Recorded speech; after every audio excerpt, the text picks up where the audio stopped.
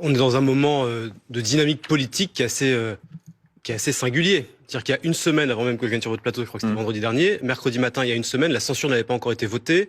On s'interrogeait sur ce que pourrait être encore un dernier revirement du Rassemblement national, un revirement éventuel du Parti socialiste.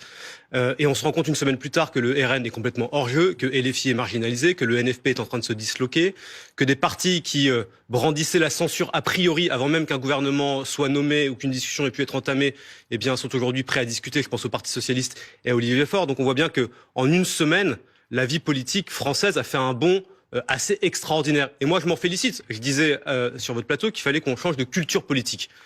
Je pense qu'on est en train de le faire de manière accélérée. On est évidemment très loin du bout du chemin. C'est une discussion qui est extrêmement difficile parce qu'il y a beaucoup d'antagonismes. Il y a une vie politique française qui était habituée aux confrontations entre partis, entre groupes, à l'inverse de beaucoup d'autres pays européens. Mais pardon, donc là, vous dites, on assiste à cette évolution ça veut et dire c'est que vous une bonne dites, chose. comme François Hollande ce matin, je crois que c'est dans Le Parisien, vous dites merci la censure, en fait. La censure a permis de clarifier les choses. Je dis pas merci la censure. Moi, ce que je dis, parce que la censure, elle a un coût pour les Français.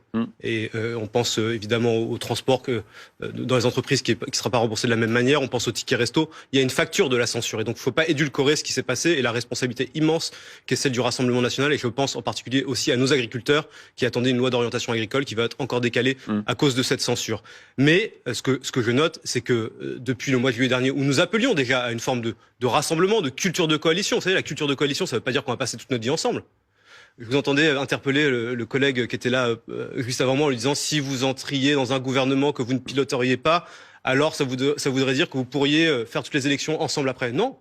La culture de coalition, ça veut dire que vous entendez sur soit la non-censure, soit une participation au gouvernement, soit un soutien sans participation pour un temps donné, et puis ensuite tout le monde repart aux élections avec ses propres convictions. La culture de nos amis allemands le font tout le temps, les Belges le font tout le temps, enfin plein de pays le font.